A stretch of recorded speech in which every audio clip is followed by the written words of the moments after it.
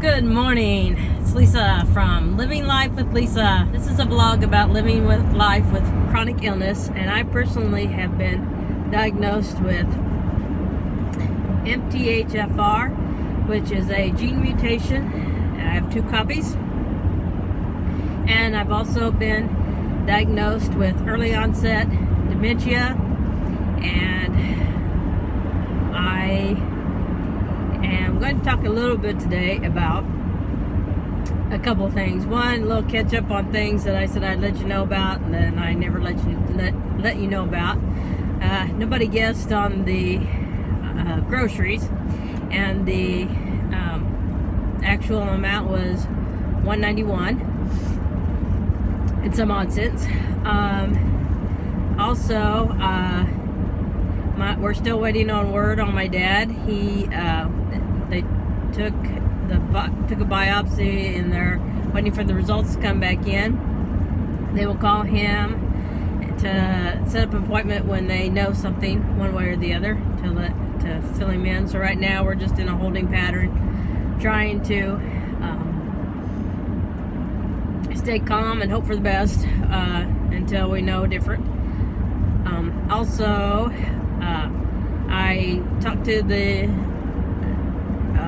driving instructor, and she said I had to have a form from the doctor because it was for medical reasons. So when I called the doctor to get the form, he said, "You don't need one yet. I'm not worried about your driving. Wait, I'll give you one when you need one." So it stands that I can't get a form from the doctor because he doesn't think that I need to lose my license yet. He thinks I'm good to go. And so they won't give me a driving test without the form from the doctor. So right now I have all the blessings of the medical community and the DMV to drive. So that brings me into my next subject. Haters. I guess that I've arrived on YouTube because I got myself a hater finally. And he or she, because they hide behind a nickname instead of their real name, seem to think that they know more about my disease and me than I do, and that the people around me do. And kudos to them. But the fact is, they don't know me, and if they did, they wouldn't be saying those words. And they're also offended by my twang, my accent that I have, and wanted to tell me how to pronounce words correctly. Well, I've been talking this way my entire life. This is how Lisa talks. Lisa has the southern twang, and if it bothers you, then don't watch this channel. That's that easy. And that person's not going to see this because I've already blocked them. But with that being said, my plate's full enough. Haters not allowed. I will block you, and I will delete you. So just be forewarned. The way I talk is the way I talk. I've been talking this way my entire life. I'm well educated. It's not that I don't know how to pronounce words. It's just that is the twang, and that's how they come out of my mouth. So, too bad for that. I'm going on my way to rehab. I'm going to start with an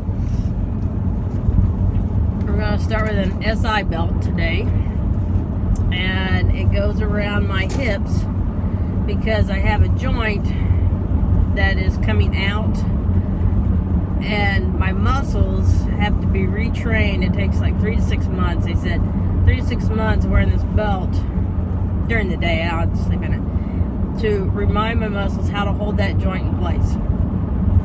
And I use one every time I go to rehab, and the doctor ordered one, and so now I have one. They're going to put it on me today, and hopefully some of this pain will subside that I have.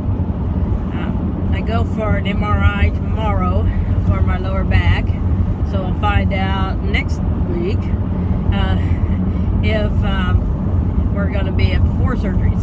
So I had the other day, I had a good friend come over, and our silly well, the fan part was broken, but the light part was getting dimmer and dimmer. And it got to the part where it felt like we were living in a cave or something. And none of our smoke detectors were working because we have the kind that were hardwired into the house and also battery operated. And apparently, I wasn't familiar with them, like the old kind where you just slap a battery in them and stick them on the ceiling. But if one goes out, it knocks out all of them, if certain ones go bad. So a friend came over, and we ended up having to replace all the smoke detectors, and then I added a couple places that I thought we needed them. And so we had a total of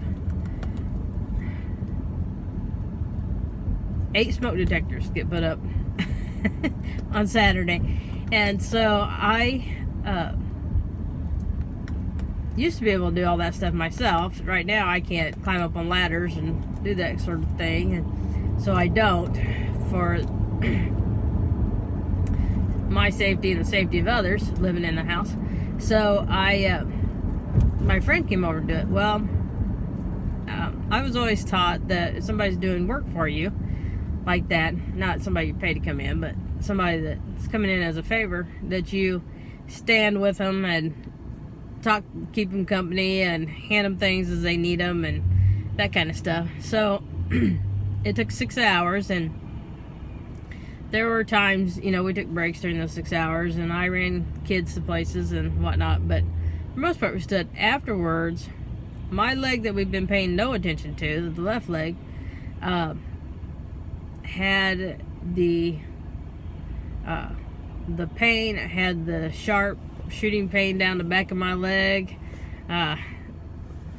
like a line, which means that there's a disc pressing against a nerve. I've had this before, and it ruptured and resulted in surgery. So I recognized it right away what it was. So I got on a heating pad, and I did all my back exercises, and thankfully it stopped hurting. So we got that, nipped that in the bud. But that just tells me that they are going to find, I'll be surprised if they don't find something in an MRI.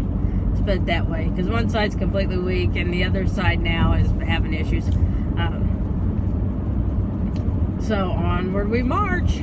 I'm going to kind of wait, though. I want to wait and see what happens with my dad. Right now, as far as I know,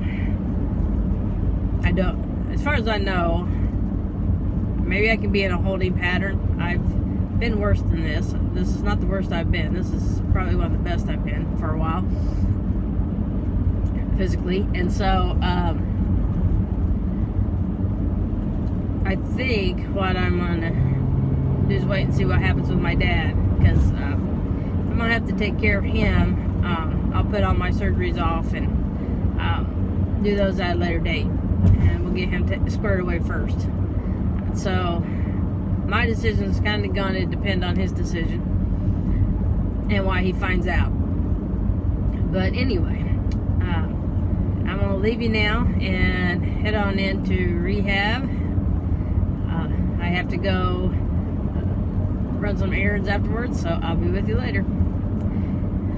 Bye for now. Bye. Hi, I have some late breaking news. I got a call from my dad, and the cancer was removed. There's no more in there, and they're going to give him treatments to make sure that nothing else pops up, and they're going to do it with a more of a naturopath way. They're putting him on some vitamins and supplements, and they're also doing the thing where they put the TB in, and he has to roll around like and shake it around like he's coating a bottle, and then he'll be able to urinate it out, and then he just has to like take bleach and after he flushes and stuff to make sure he gets the tuberculosis out of there. But the tuberculosis is supposed to kill any cells in there that might be hiding, any cancer cells. He's got 6 treatments to do for 6 weeks, and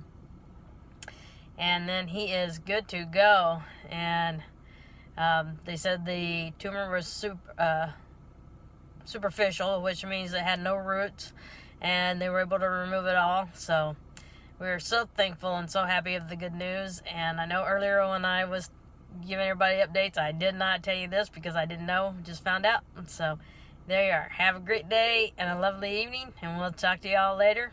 Remember, live life to the fullest and live life with no regrets. Bye-bye.